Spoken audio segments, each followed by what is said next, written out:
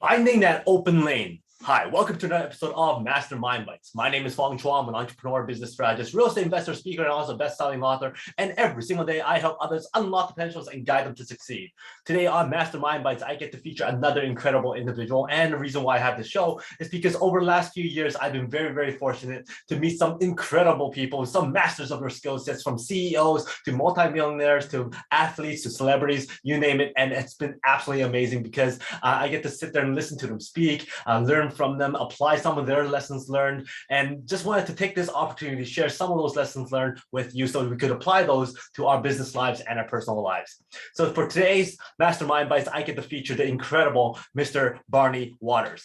And this guy is the president of K-Swiss Shoes. And once you get to know more about what he does and what he did for K-Swiss, revitalizing that brand, his story is absolutely amazing. And it was very, very interesting to learn more about what he did and also get to meet him and hear his story some more and get to hear how he did that partnership with Gary Vee, which really, really brought back the attention to K-Swiss and how they revitalized, rebranded, refocused people's attention to the brand of K-Swiss. And it was absolutely incredible. He was actually brought into K-Swiss at the time originally to run their smaller company, which is the Palladium Boots, but he was able to take that and really reshape that from an entrepreneurial standpoint, because really at the time, Palladium Boots was not doing very well. There was only maybe 3 people there to really run that thing. And he actually built that back up to over $100 million. And then from there, K-Swiss brought him on to work for the head company, and he was able to bring that company in 2016 and really revitalized K-Swiss again. And at the time, apparently K-Swiss was not doing very well, and he was told that you have 12 months to really reshape, restructure, revitalize that brand. And sure enough, that's what he did. And one of the first things that he did was bringing Gary Vee, and we'll talk a little bit more about that later. But he's also a podcast host. He has the podcast called CEO Wears Sneakers, and that also really allows him to connect with the community, connect with other people, and connect with his clientele. And it's one of those things that's really, really revitalizing, because it allows you to see and listen to what goes on in his mind and how he was able to run this company and become the president of K-Swiss. Now, going into a lot of his interviews, listening to him to speak live and getting to meet him, there was a few things that really stuck out to me that was really fascinating. And I thought those lessons can really be applied to our daily lives, to our professional lives, or our business lives, and allow us to grow and implement as well. And those 7 things are: number 1 is that you have to do what you love. It doesn't have to be entrepreneurial. It doesn't have to be employee, but as long as you love it, you have to stick with it. And as long as you love it, make it work for you. Number 2, understand all aspects of the stuff that you're doing so that you get to know the skill sets that's applied on every single one. And then number 3, finding that open lane. Number 4, how do you get buy-in? Number 5, building that brand, that community, that culture within your company. Number 6, be a doctor. And then number 7, how do you maximize your anxiety to make it work for you? So going back to number 1, if you love what it is that you do, stick with it. There's lots of people that go, wow, you've been able to create such a great culture, such a great brand, revitalize the whole K-Swiss. Why not start something new?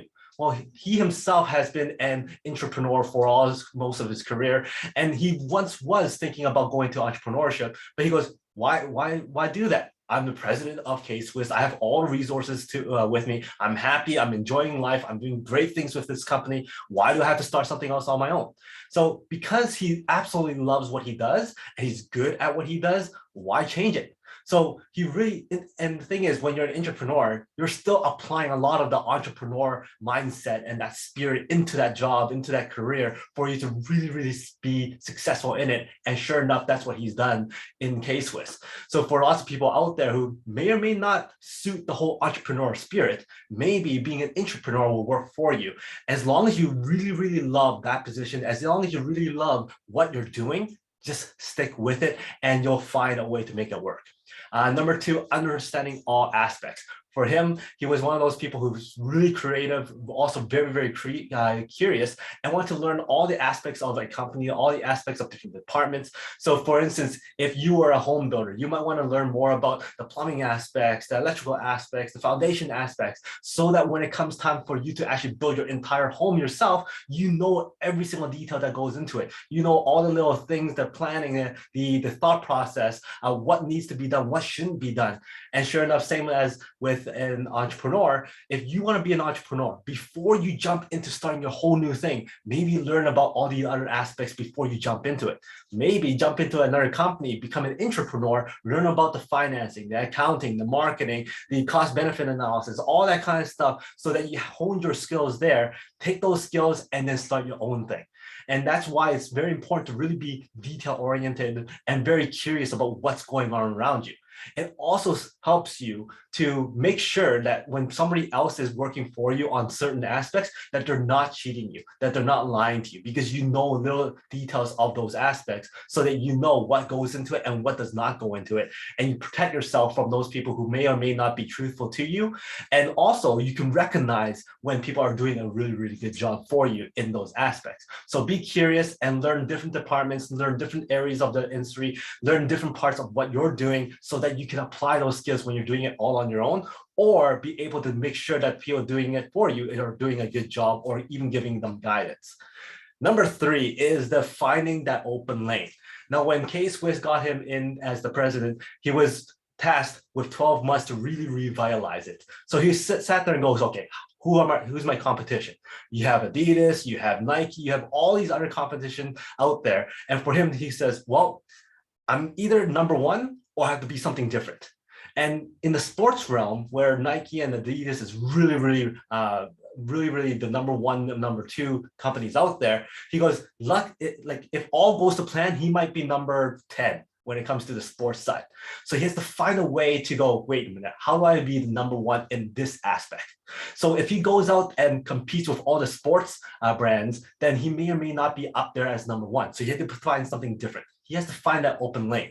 Then all of a sudden, Adidas started picking up celebrities and creative minds and all kinds of stuff. And that's how they started to brand themselves. And all of a sudden he goes, wait a minute, there's another spot where he could jump into that hasn't been taken yet.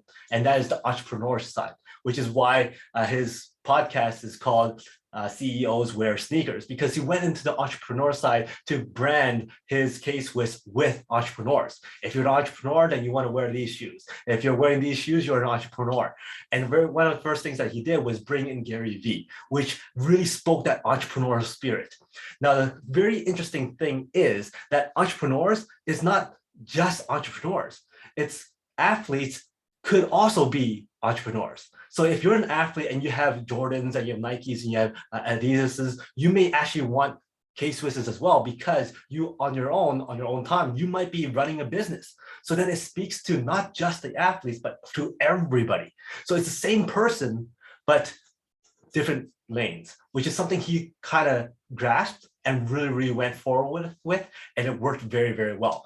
And once he brought in Gary Vee was one of those entrepreneurs that lots of people listen to and a great influencer, and he partnered up with them, and therefore it made that brand, K-Swiss, really explode, and people were just noticing it. So now when people see people wearing K-Swisses, they go, oh, you must be an entrepreneur, what do you do? And it really breaks that ice, allowing people to start asking questions and all kinds of stuff. But really, if you can't be number 1, be something different, find that open lane. And Mr. Waters here really found that open lane when it comes to branding shoes with entrepreneurs. And that was absolutely very, very interesting. In fact, Gary Vee basically became the Michael Jordan of their brand for in Nike. So that was very, very interesting. I thought that's something we can always apply to ourselves, finding that open lane, doing something different, find that niche, find that one spot that nobody else is touching, and then really taking that to the next level, which Mr. Barney Waters here has done. Number 4 is, how do you get buy-in? Well, the thing is, number 1, you really, really need to be able to believe in your own idea first. So he had to buy into his first idea. And when it came to rebranding K-Swiss to entrepreneurs, not everybody was on board. And not everybody was on board with bringing in Gary Vee. In fact, lots of people at that time did not actually know who Gary Vee is. So for him, number one, he had to buy into his own idea. Once he got past that, he had to get his own team involved. And the thing is, when it comes to getting people in your team involved with your idea, sometimes action speaks louder than words. So in order to convince the rest of his team and other people in the company to really follow his path on rebranding it with entrepreneurs, he did a launch, and he launched the K-Swiss brand with Gary Vee with those new shoes, and within minutes it got sold out. In fact, the website crashed, and over 500 people was at that launch physically, and it just completely changed the whole dynamic of what people thought was or was not going to work. And once that happened, everybody's attitude was different within K-Swiss. They came in with a brighter mindset. They were all excited, great energy, and they couldn't wait to really push this forward and notice that, hey, wait a minute, this whole entrepreneurship thing will actually work, because they saw the action taking place, and he saw how committed Mr. Waters was when it came to rebranding it with entrepreneurship. So I thought that was very neat as well. Sometimes we just have to prove it first and then bring in the people to go, hey, let's follow this and push this to the next level. Number 5 is building that brand within your company with the culture and the community. That's why he started off the whole podcast. He wanted the community to know more about what they do. He showcased other people within the company. So once people understood who was in the company, they understood what their culture was. They understood how they could relate to the company. More and more exposure to the company. People were actually wanting these shoes even more because he built that community. He built that relationship with the community. He built that relationship with the clients. He built that relationship with everybody listening in. He gave them access to really understand what K-Swiss was all about. And because he was bringing in these type of clients, he also brought in employees who has that mindset of, hey, what can I do today to make it better? They have all these entrepreneurship mindsets within the company. And by having that mindset, everybody is on the same page. Everybody wants to really engage and really build this company to the next level. So having that culture really helps when it comes to building your brand, and that brand will then get reflected onto the public to get more exposure, and people really, really want to hear more about it because they relate to the brand. Number 6, when it comes to entrepreneurship, when it comes to intrapreneurship, become a doctor of what you're doing. And why do we use doctors? Because doctors are those people who takes the emotions out of it, studies the data, and go, well, you're doing good here, you're not doing good here, we need to change, we need to pivot. And that's something that lots of entrepreneurs suffer from, because it's their idea, they're very, very engaged into it, and therefore they go, you know what, it's gonna work, it's gonna work, it's gonna work, even if the data shows it's not gonna work. And that's why for him, he studies his results like a doctor. If something doesn't work, as painful as it might be, as attached as he might be, he's going to pivot and change it up so that it will become successful, so that it does become a success and not a failure. And the thing is, everybody in entrepreneurship fails. In fact, there's many, many failures. And he's noted it again about how behind all these successes, there's lots of failures. You could go online and find a lot of people who are successful, but you're not going to find all the stories about what they failed at. And the thing is, there's always failures behind success. So then number 7, one of the biggest lessons learned I got from him was taking anxiety, controlling it, and utilizing it as motivation for you to succeed. And something he touched base about anxiety is, when you're anxious about something, you think about all the bad things that's going to happen. Well, in entrepreneurship or intrapreneurship, if you're going to think about all the bad things that are going to happen, basically you're thinking about all the risks and how you're going to mitigate all those risks. So you're actually thinking forward towards something that hasn't happened yet, but now you have all these plans in place in case that stuff happens. So he's taken that anxiety, he's controlled it, and now he's maximized it so that he becomes more successful, thinks forward, and able to mitigate any problems that's going to come in. So now anxiety is actually motivation for him to actually succeed and push forward. Now combine that with his competitive attitude, it really becomes a 1-2 punch for him to become more and more successful in entrepreneurship or entrepreneurship, and especially in business.